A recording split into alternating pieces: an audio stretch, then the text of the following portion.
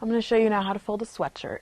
Now this basically follows the same principles as shirt, but sweatshirts are a lot thicker, so people tend to be more sloppy with them, but you shouldn't be because they take up a lot of space. So, face down, as we do with all of our other ones.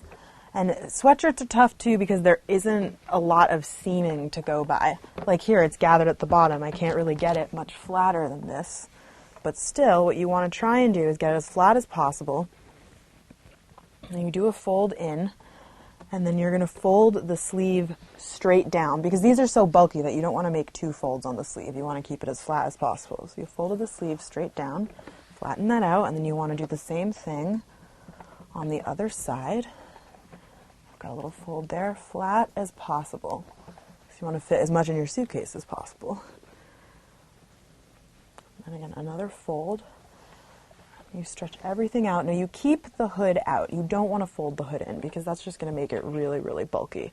And so in this one, I just like to do one half fold all the way up. And with sweatshirts, it's really important that you stretch them out and try and get rid of as much as possible. And then what you can do for this is you can just fold the hood back and nicely folded sweatshirt.